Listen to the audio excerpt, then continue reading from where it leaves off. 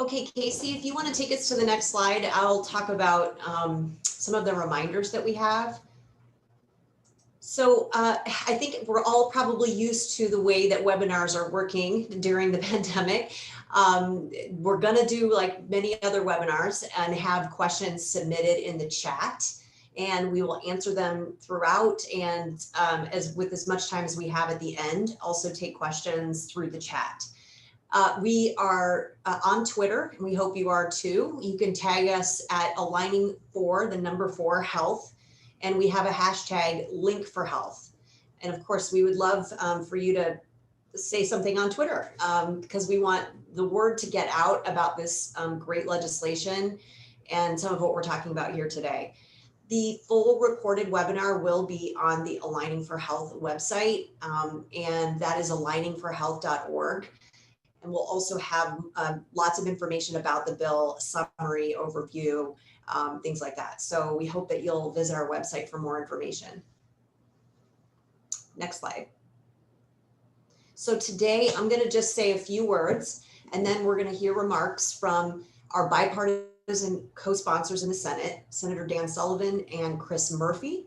And then we're going to hear from some folks on the ground who are actually doing this work, which is really important to illustrate why we're here and why we think this policy is the right policy to achieve the goals that we all want to achieve. So we hope you can stay for the panel discussion, and then if there's time left, we'll have Q&A. Next slide, please. Just to let you know, the host of this webinar is Aligning for Health. I am the co-chair along with Melissa Quick.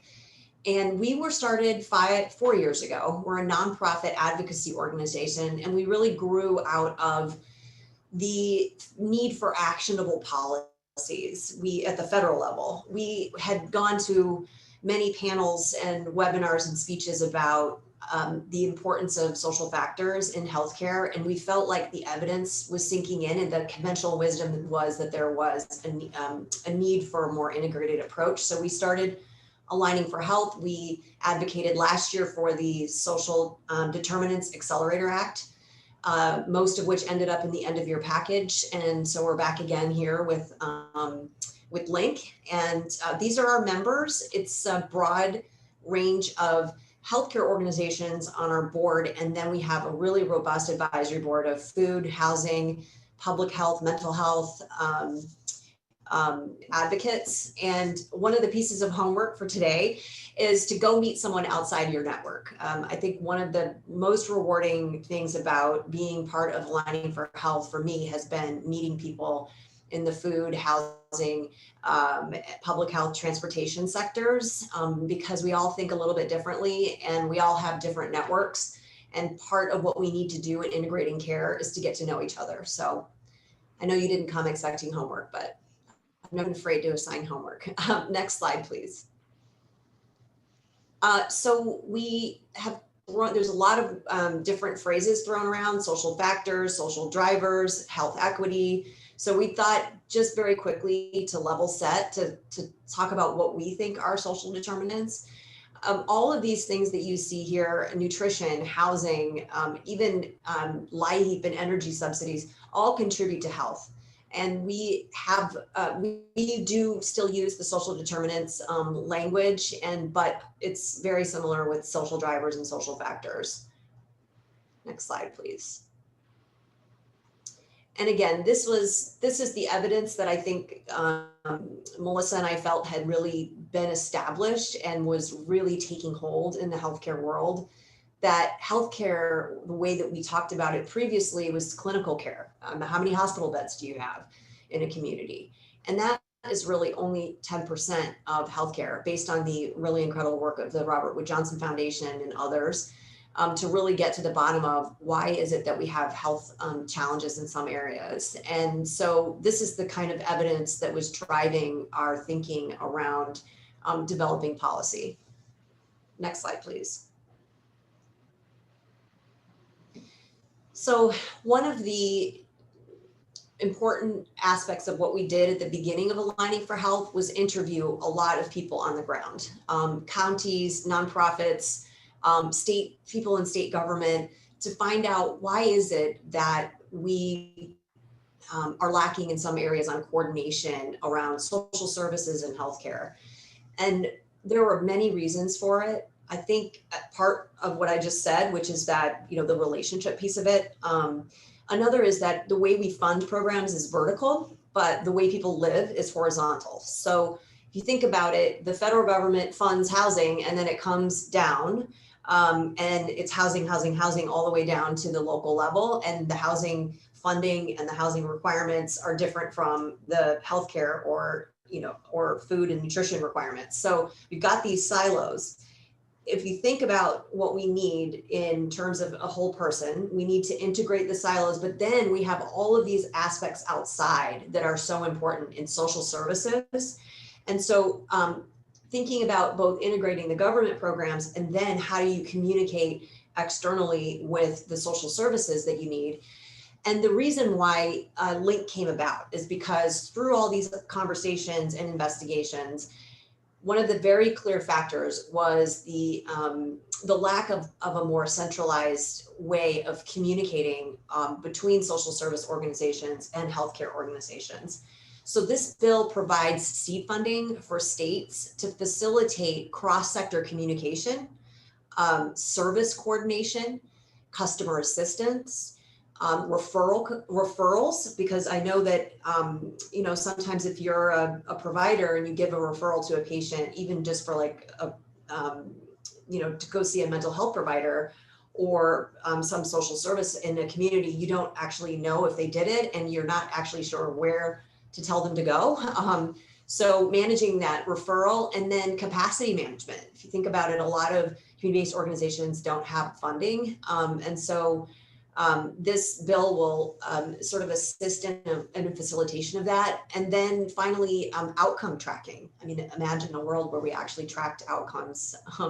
So they can establish public-private partnerships with this funding and also expand technology. If we've got a common tech platform that people can communicate on, we could have a unified patient record. So again, you can find information on our website. I hope that you will do so.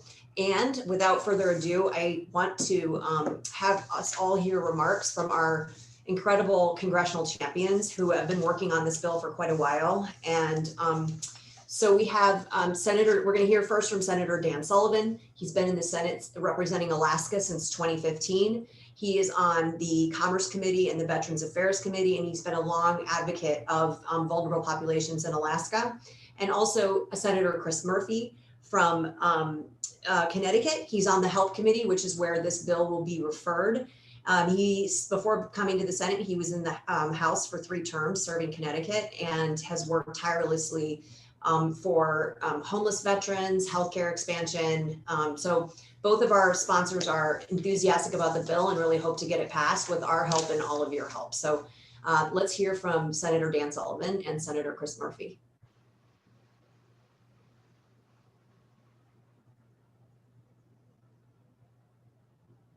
Good afternoon, and thank you to Aligning for Help for hosting this discussion and for being an important component of the piece of legislation that Senator Murphy and I recently introduced and are very, very excited about. I know we have a lot of people joining us virtually, so thank you very much for your participation. We're going to learn a lot from this conference. I want to give first a special shout out to Sue Brogan for the United Way of Anchorage for representing Alaska in this conference and on this panel and sharing her experiences on the 211 system. She does great work, and I'm sure you're going to hear a lot of great things from Sue. So let me begin by talking a little bit about the unique and wonderful state and people that I represent back home in Alaska. You know, we're a big state. I know you're hearing from Senator Murphy. We're a little bit bigger than Connecticut. And with, of course, size comes challenges, many unique challenges, particularly as it relates to healthcare, because although we're a big, very expansive state, we don't have a lot of population, about 730,000 people. So this creates huge problems of access for healthcare, particularly in our smaller communities. We have over 200 communities in Alaska, rural communities that are not connected by roads. So access to just getting there is difficult, and oftentimes These communities have very, very limited health care. None of them have hospitals, small clinics, small providers, usually no doctors in entire communities. So those are some of the big challenges that we certainly have in Alaska. We've certainly seen, like other places across America, how one zip code can impact one's access to health care. Shouldn't be that way, but that's what we've seen throughout our country. But Alaska has a rich history of innovating because of these very significant challenges with regard to our health care. So, for example, we were one of the first states in the country to implement a system of wraparound services on a statewide level. Very proud of that. In our Native community, that's almost 20% of our population, Alaska Natives, a very innovative Alaska Native health system throughout the state that provides access to health care. And we are also the first state under the Affordable Care Act to implement and have accepted by the federal government what was called a 1332 waiver to help lower our health care costs on the individual market. So we are proud of that innovation despite all of our challenges. And this all brings me to today, the legislation we are talking about, the Leveraging Integrated Networks to Address Social Needs Act, the LINC Act as we are calling it. And I want to thank Senator Murphy as a friend and colleague and partner where we're going to work together on this legislation to support states and communities as they work to bridge the gaps that exist between poor healthcare outcomes and the services that already exist in these communities. Bridging that outcome and service gap is a critical part of this legislation to make sure the ability for new wraparound services that can bridge this gap are part of what this legislation is all about. You know, this holistic approach to health will connect patients with networks of providers and social services that best fits their needs. And one of the things that we wanted to make sure we focused on in this legislation is making sure that states and communities have the flexibility to address their own unique challenges. One size does not fit all in America. Certainly doesn't fit all with American healthcare.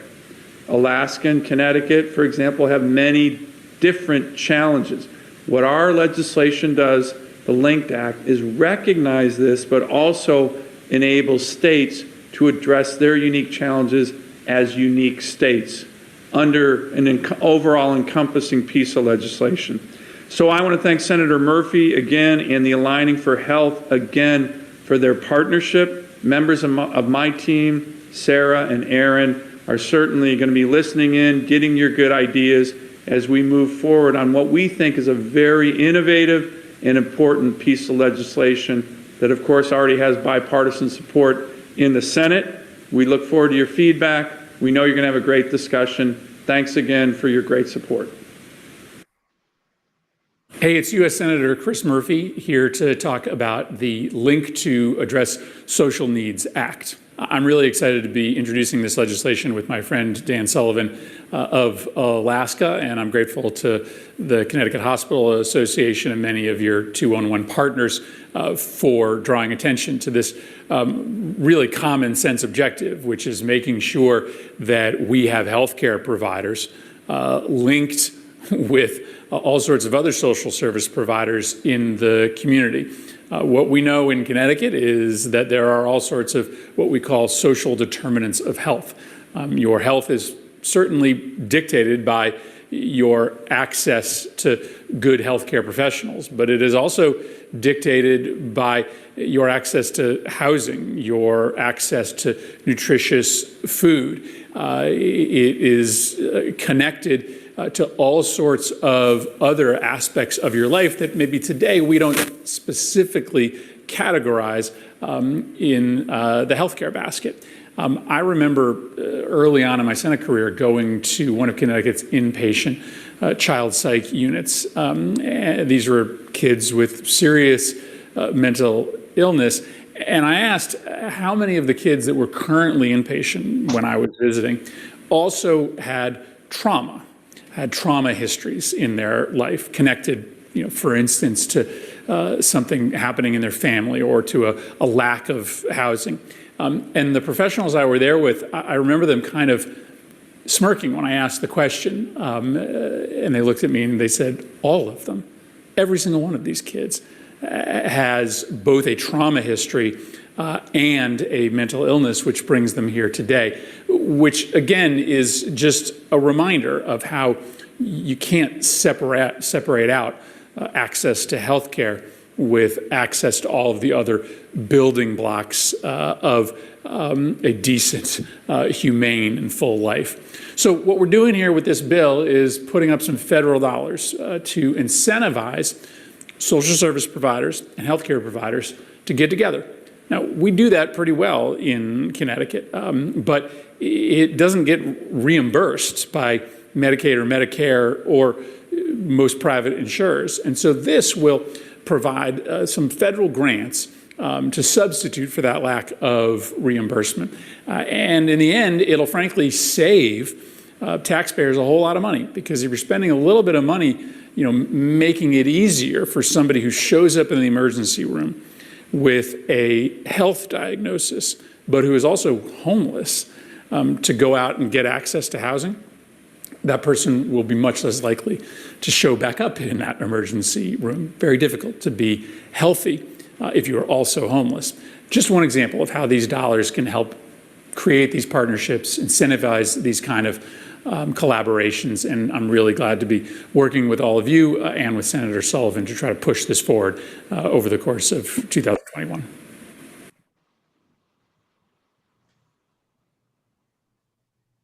Great. I want to turn it over now to my co-chair, Melissa Quick. She's going to introduce our panel and talk more, but I want to just say that Melissa has worked tirelessly to understand the problem, work with policymakers on what a good policy solution would be, building the coalition of supporters of this bill, and working with the policymakers on Capitol Hill, along with our very capable colleagues, Chris Adamek and Casey Osgood. So thanks to Melissa for all her work, and I'll turn it over. Great, thanks, Krista. So I just want to give a quick reminder before I talk a little bit about the bill. If folks have any questions about the bill itself or for our panelists as they speak, if you could just please enter any questions that you have in the Q&A, and we'll try to get to as many Q&A questions as we can during this time. So as Krista mentioned, hi everyone, my name is Melissa. I'm not going to give too much more detail about the LINC to Address Social Needs Act. Krista did a wonderful job talking about it before, but just want to mention that it would provide funding to states to facilitate cross-sector referral and capacity management solutions. There's more information about the legislation on our website, and we will be sharing it with participants today so that you can learn more and help us to support its advancement in Congress. Next slide. And next slide.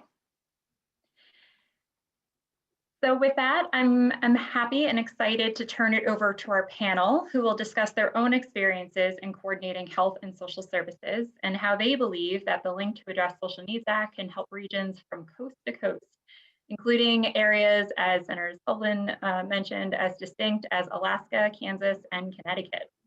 First, we'll hear from Sue Brogan of United Way of Anchorage, followed by Virginia Barnes from Blue Cross and Blue Shield of Kansas. Finally, we'll hear from Ann Diamond of Yale New Haven Health System and Bridgeport Hospital, and Mark Schaefer, who is representing the Connecticut Hospital Association. Next slide. So we'll start with Sue. Sue is the Chief Operating Officer at United Way of Anchorage. Sue formulates policies, ensures effective and efficient daily operations, leads the work of community investment and engagement, advocacy and volunteerism, all in support of community impact goals in education, health, and financial stability. Having worked in the nonprofit sector for 35 years, Sue has been with the United Way of Anchorage for 25 years. And just briefly, I just wanted to flag that in 2005, Sue was asked to trailblaze and launch Alaska 211, the one-stop statewide information and referral system for health and social services. She worked with the Telecommunications Industry Regulatory Commission for the state of Alaska and the local government to negotiate a partnership and co-location of the service within the Anchorage Emergency Operations Center. Sue continues to oversee technology and network administration, statewide operations, stakeholder relations, marketing, communications, and media relations in support of Alaska's 211's commitment to being the first, most essential resource to any Alaskan who needs help. Sue? Good morning, everyone. I'm so happy to be here. I want to thank Senator Sullivan and his staff and the team from Aligning for Health for the invitation to share a little bit about Alaska with you today. This is Anchorage. It's bordered on the east by the mountains and the west by Cook Inlet. It's our largest city in our state with a population of 294,000. Our state population is 730,000. As Senator Sullivan mentioned, the majority of Alaska is accessible by water or air travel only. This presents an incredible challenge when it comes to accessing community resources. Many communities are very small and isolated and rely on services provided within their communities. Challenges arise when community members need to travel to a larger community or a hub. Anchorage is the largest community in the state with the highest concentration of health and social service organizations. Navigating between these systems of service is complex, and that's where a single network system like 211 can add value. Next slide, please. 211 is foundational to work that goes far beyond just healthcare. We have had businesses contact us wanting to partner as part of their HR departments, and we use 211 in schools to connect students and families with community supports. We also work with law enforcement across Alaska to make sure that they're aware of the system and how they can help spread the word. Alaska 211 works on behalf of and in partnership with many organizations, nonprofits, for-profits, government, tribal entities located in communities all across the state. Our service providers make up the heart of the 211 system.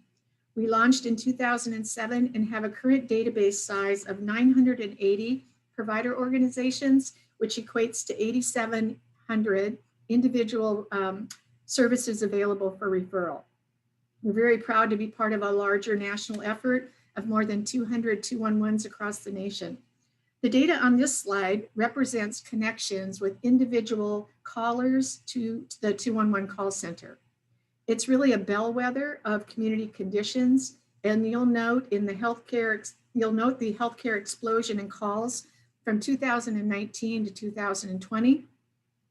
Those are COVID-19 related calls. Specifically, many individuals seeking insurance options because they were laid off or they lost their job, callers looking for, interpreting travel mandates, testing, and vaccination sites. You can also see the incredible increase in calls for housing supports from 19 to 20. The dramatic increase in these requests certainly is not unique to Alaska. Next slide, please. You can go ahead and advance, please, there you go, thank you. Food insecurity is a challenge that many are facing, and next to our requests for rental and utility assistance, the calls for food assistance rank in the top 3 requests, and this has been consistent since 2007. The reason I pulled this slide, I was asked to talk a little bit about challenges and opportunities.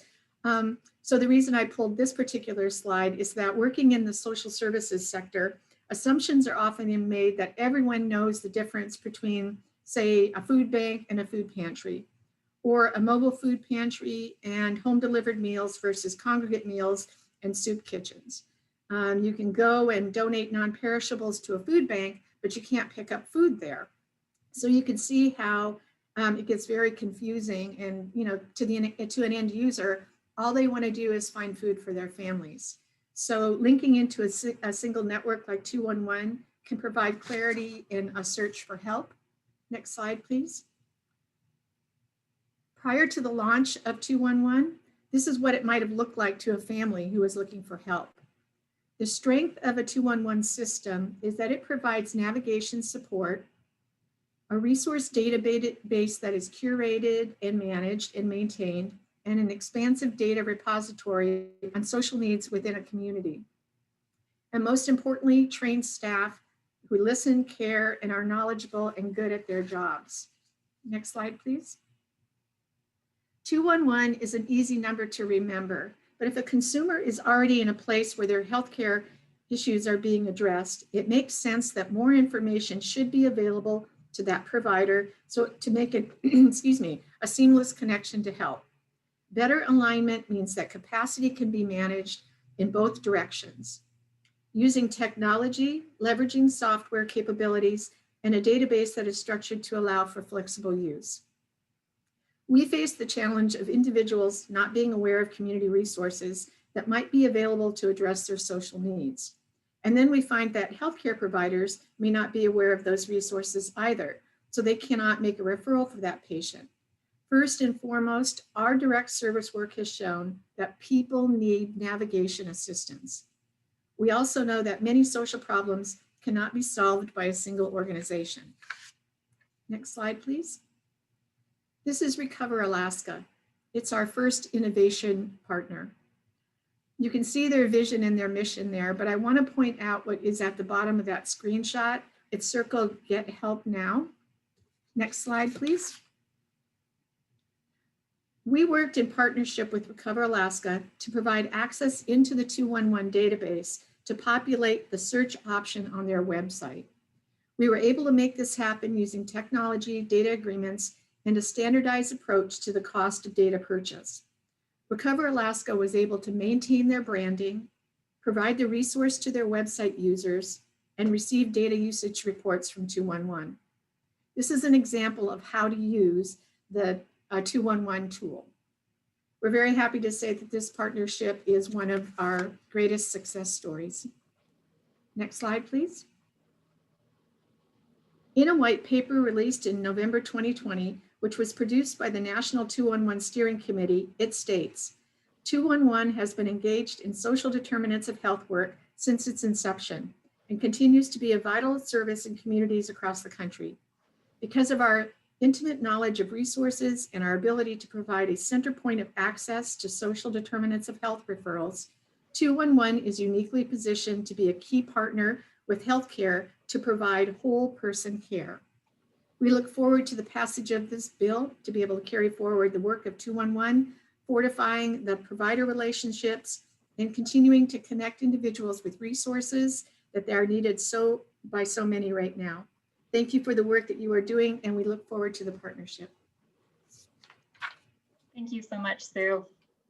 And just a reminder, if you have any questions, either for Sue or about the legislation, please feel free to drop it in the Q&A. We will try to get to as many as possible. If not, we will follow up and try to post responses to some of the Q&A on our website as well.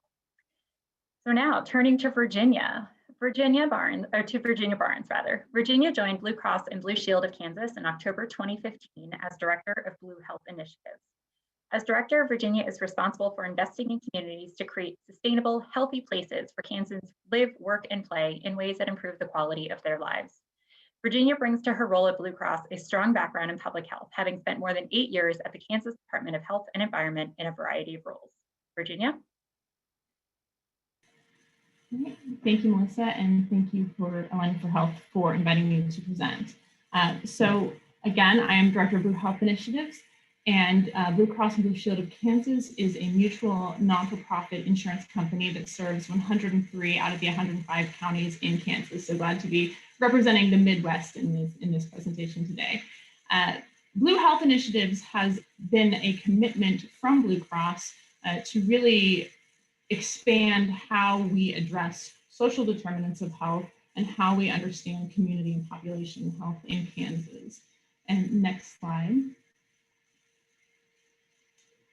And so we started in 2016 through identifying in Northeast Kansas the need for a social risk referral network through a community needs assessment and community health improvement plan, both with community partners and with Stormont Vale Health, which is the large regional healthcare system in that area.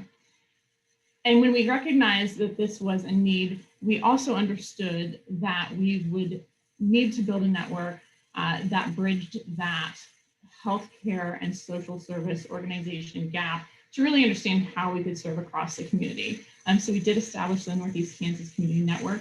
I will say we naively started this in 2016 thinking we can put a platform in place, will allow for those resources and referrals And if you build it, they will come. And truly, the journey has been a bit longer than that. So in 2019, we reassessed what we were trying to build, really engaged strongly with United Way, who was already a great partner with Blue Cross and Blue Shield, and dug deeper into what do our community-based organizations need to create a referral network.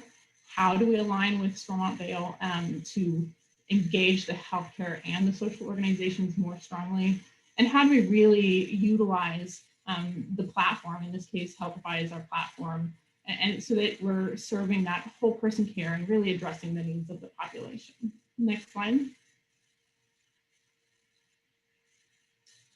So as I said, 2019, we strongly engaged with our community partners. We actually started off with just 2 or 3 of the partners listed here on this slide, and began bringing them together to understand what is their workflow and why is a referral network important to them.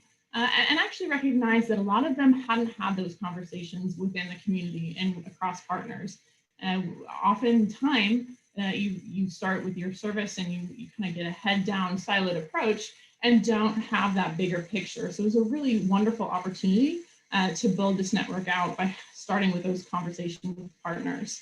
In 2020, we did integrate Helpify into the Stormont Vail EMR, and that allowed us to launch the full network this past August. So it's a pretty new network, but we feel like there's been a lot of lessons learned along the way. And we will say that because of COVID-19 and the pandemic, we saw that having this network started also allowed us to expand quickly and go from some of the I think we had 3 or 4 initial partners to the 13 we have now in the network, and we are continuing to expand in relation to the needs that we are seeing in the community. Next slide. And the great part about that approach is that we have been able to take those organizations and not only recognize who are the partners our healthcare system already understands that they need, but as you bring partners in, who are they partnering with and who else should be in the network? And then taking that and looking at a network adequacy. So across the region that we serve, what are the types of referrals that we are seeing that are important? Where do we have gaps within the network of partners that can do a bi-directional referral? And how do we look at our data to understand how we fill in those gaps and who we invite to join the network? So we're trying to take a very intentional approach to how we build this out. Next slide.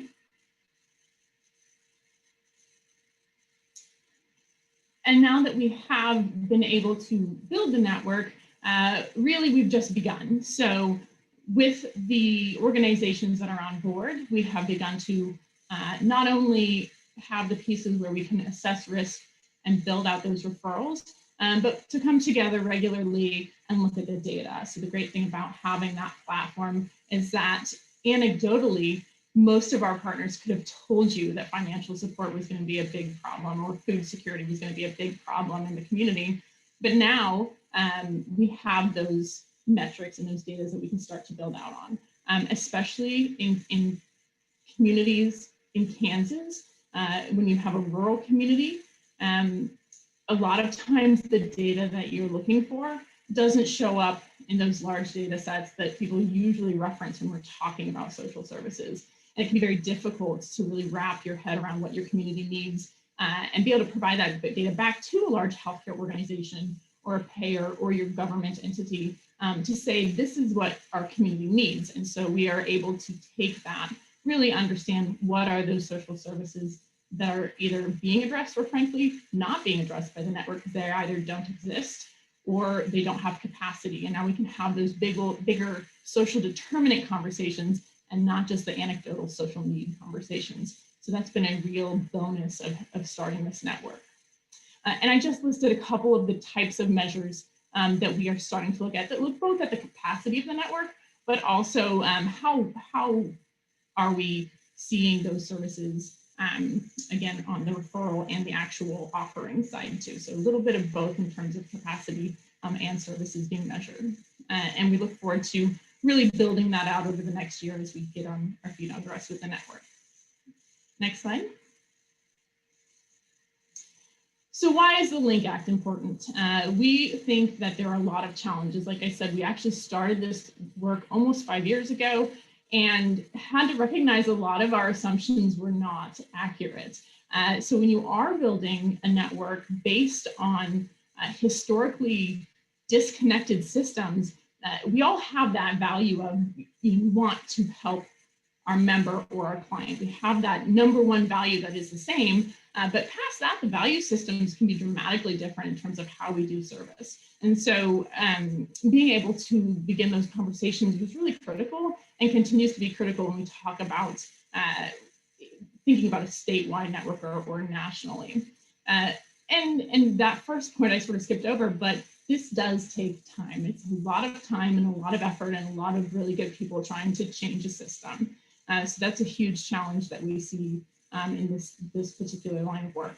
And then interoperability, which is probably a dreaded word in healthcare, but realistically, Blue Cross and Blue Shield of Kansas, I mentioned, we serve 103 of the 105 counties in our state. So we don't serve Kansas City. So we recognize automatically that despite building a system in Northeast Kansas, we know there has to be that bigger conversation and interoperability because we can't serve Kansas City to full capacity. We have to have partnerships. We have to be able to network.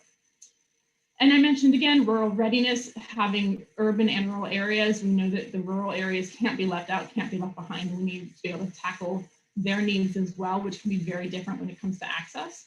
And finally, sustainability, a huge part of the conversation that we think the LINC Act will help with as well. So we see those challenges, but we're ready to meet them. And I believe that is my last slide. So thank you again for having me present. Great, thank you so much, Virginia. All right, so now we'll turn to Ann Diamond and Mark Schaefer from Connecticut. So Ann is the president of Bridgeport Hospital and executive vice president at Yale New Haven Health System. She's been in healthcare for over 30 years and has held many positions in her career, starting as a nuclear medicine technologist, radiation safety officer, and researcher, moving through the leadership ranks of hospitals to the C-suite. Ann was recognized by the American Hospital Association at the 2020 Grassroots Champion in recognition for her exceptional leadership in advocating for patients and hospital priorities. She is an active and engaged advocate leading the Connecticut Hospital Association's statewide asthma initiative to improve patient care and access, and to design new models of care to transform community partner and hospital relationships. Her leadership on asthma highlighted the dual challenges of health disparities and social determinants of health, which led her to establish and chair the Connecticut Hospital Association's Health Equity Advisory Council. And Dr. Mark Schaefer. Mark is a clinical psychologist and the vice president for system innovation and financing at the Connecticut Hospital Association. Dr. Schaefer previously served as the state's Medicaid director at the Department of Social Services, and subsequently as the state's director of healthcare information. He led the state's 5-year multi-payer state innovation model initiative, overseeing a wide range of payment, care delivery, and insurance reforms, and launching Connecticut's first quality scorecard, Health Score CT. In his current role with the CHA, Connecticut Hospital Association, he is working to advance a sustainable healthcare delivery and financing system that fosters innovation, provides optimal health for Connecticut communities. So turning it over to you both. All right, good afternoon, and thank you, Melissa. Thank you to Aligning for Health for bringing us together in this webinar. It's an honor to be here today. Let's dig right in and go to the next slide. All right, so this is Connecticut. We may be small, but we are mighty. And you can see all of the H's there that represent the 31 hospitals within the state, and Bridgeport is the red star down there towards the bottom. So a few years ago, back in 2018, the Connecticut Hospital Association, which really is an excellent statewide facilitator of important healthcare issues, brought together all of those H's that you see, 31 hospitals, and as part of our strategy planning effort, reaffirmed our commitment to the communities that we serve, specifically addressing the social determinants of health. Now, this came out of that shared recognition and the increasing scientific evidence that health is more than just the healthcare that we provide. And we've heard this from many of the other presenters this afternoon, that the social determinants of health, specifically those social and environmental factors, are vital components really in that holistic approach to the individual's health and well-being. You can see the three phases. As I said, we started in 2018, really focusing on process, on data, education, and architecture development. We're currently in phase 2. And I have to admit that COVID has slowed us down a little bit, but we are still forging ahead, looking towards 2022 as we move into our third phase. And I'll discuss a little later in more detail what that looks like. Let's move on to the next slide. So I love this quote. This is by Dr. Mahfouz Haq. Dr. Haq is our medical director of population health, our primary care strategy, where we serve the majority of our low-income patients, and of course, complex diseases. And I'm not going to read the whole quote, but I think there's a few important phrases here. No one should fall between the cracks, and that returning patients to environments that negatively impact their health just perpetuates an unhealthy cycle. And that platforms like Unite Us really create an integrated health and social service approach where a person can recover to their fullest extent, which of course is what we want. So the more that we can help an individual successfully meet their social determinant of health needs, the more likely we are to be healthy and active, successful outcomes after the patient leaves the hospital. So whether they're recovering from an acute illness or the management of a chronic illness, it's really putting that center in the patient, the patient in the center of all of those other social determinants that really helps improve. Next slide, please. All right, so let's take a look at some of the challenges that we have here in the greater Bridgeport, Connecticut area. We can see clearly that the impact of the lack of an adequate social determinants of health in our community has. So according to the Bridgeport Hospital's latest community health needs assessment, we found that 28% of Bridgeport residents do not have enough food to feed their families each month. And 43% of Bridgeport residents only have 2 months or less of savings to help support them if they were to lose their jobs. On the left-hand side of the slide, you can see the greater Bridgeport area, and I call out 2 life expectancy data points. In Bridgeport, it is now 77.6 years. But if you go a little bit to the south and west, in Westport, the life expectancy is 85.4 years. That's 7.8 year difference in only 12 miles.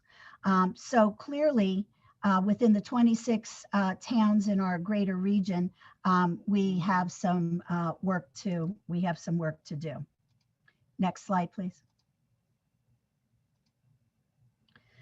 All right, so health equity is absolutely vital to addressing the needs of our community and improving the overall health and well-being. So each person has significant and unique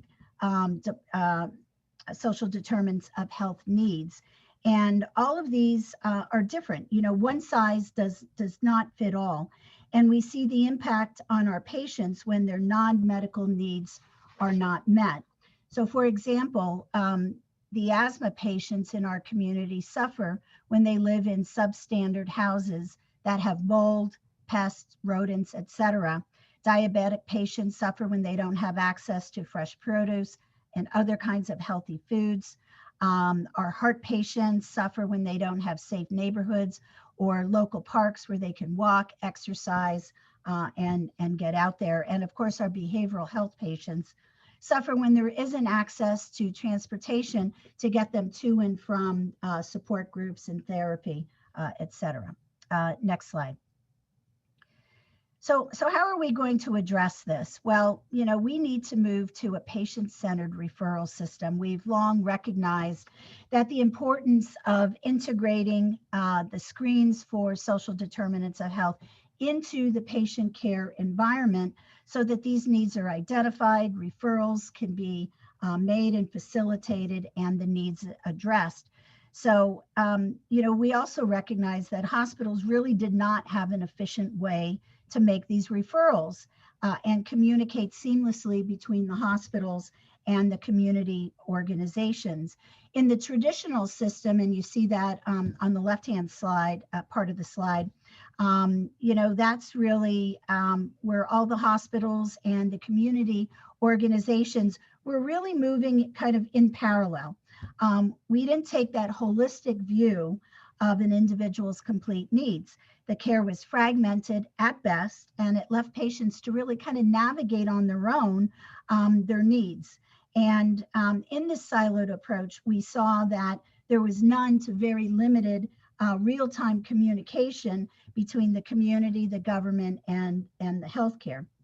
So, the health and social providers also lost visibility after the patients were discharged. We had no way of knowing whether, we made a connection. Did they get connected? Did the problems get solved? And it was really just not very efficient. So, this all contributed to the poor outcomes that our patients are experiencing.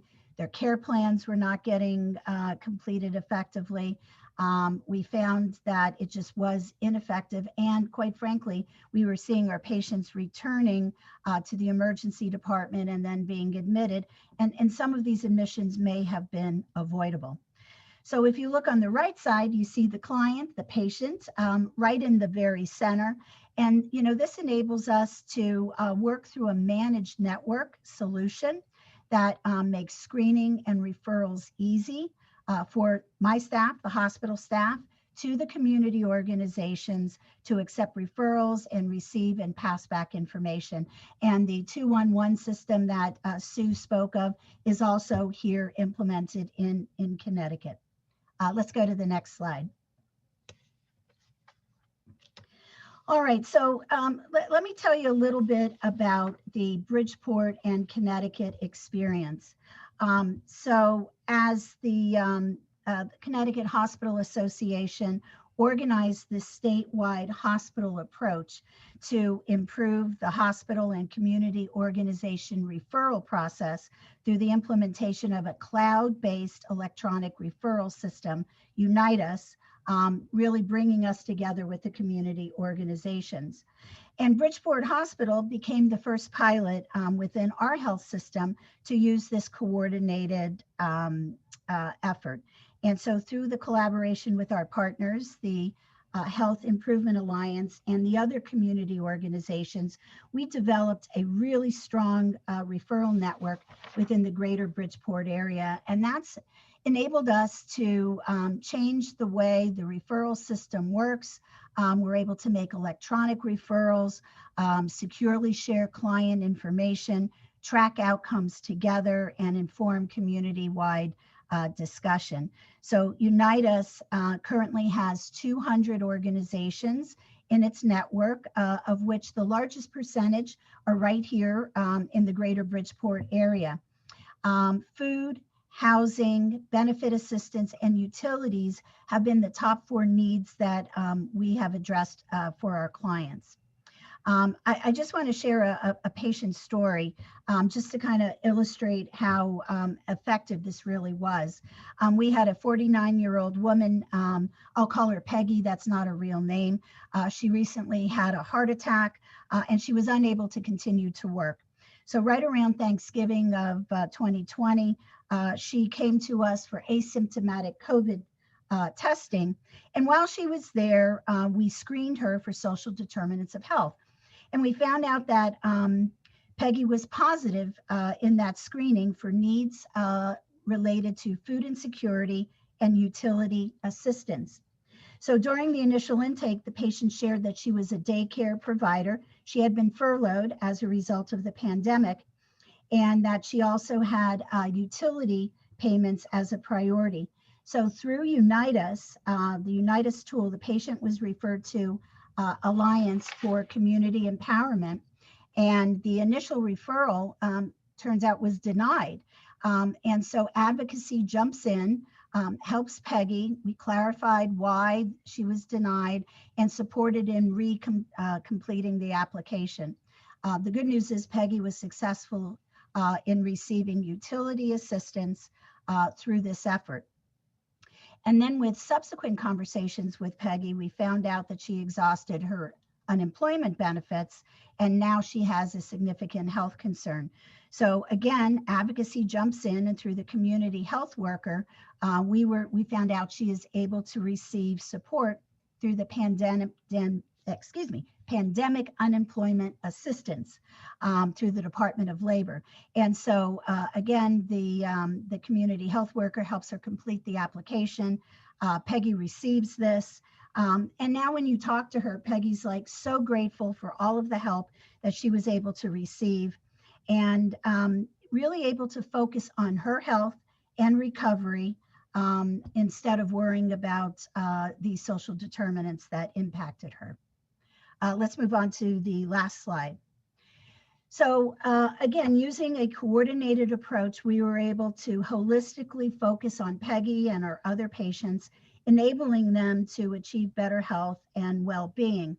We're able to extend technology platforms, able to extend networking to behavioral health providers, enhance the analytics so we can actually understand and be predictive about which of our patients would benefit from the Unite Us platform, create that interoperability solutions, so there's more than one platform in each state or service area, and then of course expand the medical records integration, so we're all talking to each other. So additional funding from the federal government under LINC would help us to expand these networks, create more providers and community organizations, particularly in our underserved areas, and overall just basically improve our ability to achieve health equity for our patients. Thank you.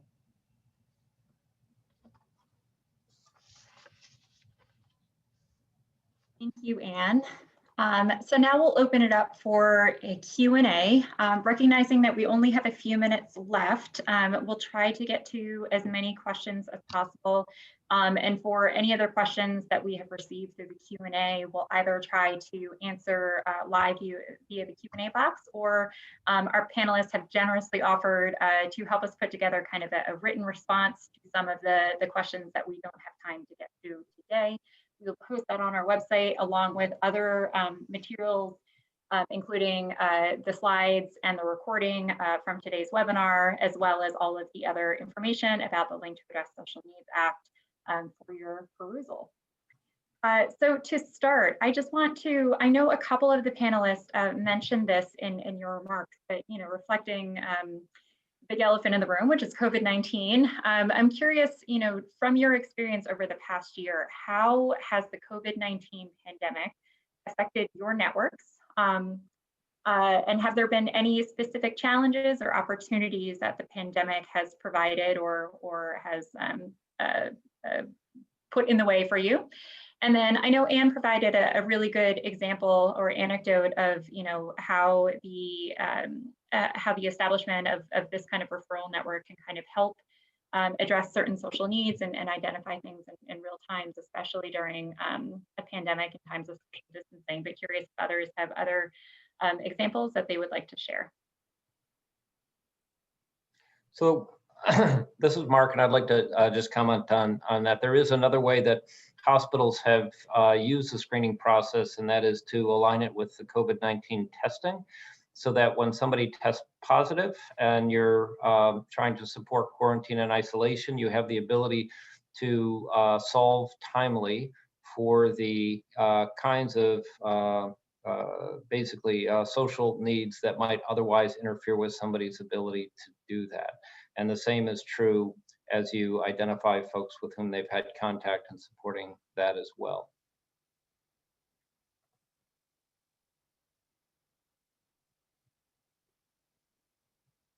Anybody else want to add on? I think just from our experience here in Connecticut, you know, we have cared for close to 3,000 COVID patients just at Bridgeport Hospital, and certainly we're seeing a shift to more self-pay, meaning they're losing their job, they're losing their benefits, and also a shift to government payers, specifically Medicaid. So, you know, the needs for a link and unite us is just becoming even more and more important. I'll just add that here in Alaska, we partner with our Department of Health and Social Services, and they had a group of volunteers that were all licensed medical practice folks.